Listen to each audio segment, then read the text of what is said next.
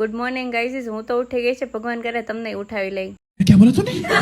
જય માતાજી મિત્રો, સ્વાગત છે તમારા બધાનું ફરી એકવાર મારા બ્લોગમાં. જેવી સવાર પડીને અમારી બધી પ્રજા કામે લાગી ગઈ. પાછા બધા કારીગર તો રહ્યા જ અમારે. આજે બપોર થાય ને પહેલા આખા છત ઉપર કેમિકલ મારવાનું કામ પૂરું કરવાનું હતું. તો થોડી વારમાં હું જોવા આવતી હતી કામ પૂરું કર્યું કે નહીં છોકરાઓએ. આગળના દિવસે અડધા છત ઉપર અમારા રોનકભાઈ બેઠા કેમિકલ મારે ને તેમના તો કમરમાં દુખાવો થઈ ગયો. બીજા દિવસે તેમણે ઉભા કેમિકલ મારવાનું ચાલુ કરી દીધું. બપોર થઈ ગયો, આખા છત ઉપર કેમિકલ પણ મરાઈ ગયું. તો હું જોવા જતી રહી કેમિકલ સરખું માર્યું છે કે નહીં. કામ તો સારું કર્યું છે. એમ તો છોકરાઓ અમારા ડાયા છે. સાંજના ટાઈમે અમને તો મમ્મીએ કરિયાણાની દુકાને મોકલી દીધું થોડો ઘરનો સામાન લેવા માટે. મમ્મીએ જે વસ્તુ લાવવાનું કીધું તો એ બધો સામાન લઈને આપણે આવી ગયા ઘરે. અને પછી હું મમ્મીને બતાવતી હતી, મમ્મી જો તમે કીધું હતું ને બધું હું લેતી એવી છું. એ પછી થઈ ગયો તો આપણે કુકિંગનો ટાઈમ, એટલે કિચનમાં એન્ટ્રી તો મારવી જ પડે ને ગાઈઝ. આપણે તો આજે બનાવવા નથી સરગવાની સિંગુ, એ પણ કઢી વાળી. તમે કોઈ દી ખાધી છે કે નહીં કમેન્ટ કરીને કહેજો ગાઈઝ.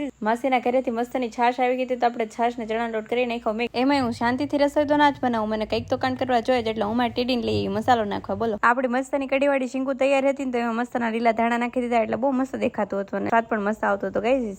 આપણે કિચનમાંથી માંડ કુકિંગ કરીને બહાર નીકળાવીને કોઈ કંપનીને નવરા ભાડી છે ને એટલે સીધા આપણને ચા બનાવવાનો ઓર્ડર આપી દે. ખબર નહીં પડતી ગાઈઝ આ લોકોને હું નવરી બેઠી તો શું પ્રોબ્લેમ છે. બીજા દિવસે અમારા દુર્ગેશભાઈ કહે કે મારે તો જવાનું છે કંટાળા દાદાને દર્શન કરવા. પછી આપણે થોડું પાછળ રહેવાનું, પછી કપડાં નહીં બદલાવાનું, નાઇટ ડ્રેસ પહેર્યો હોય નાઇટ ડ્રેસમાં જતું રહેવાનું ગાઈઝ. હું દાદાના દર્શન કરી લઉં, ત્યાં તમે બધા મને ફોલો કરી લો. અને આ છે અમારા ગામની માલણ નદીનો ડેમ. તો મળીએ હવે નવા બ્લોગમાં નવી મોજ મસ્તી સાથે. લાઈક શેર સબસ્ક્રાઇબ કરવાનું ના ભૂલતા. Bye bye.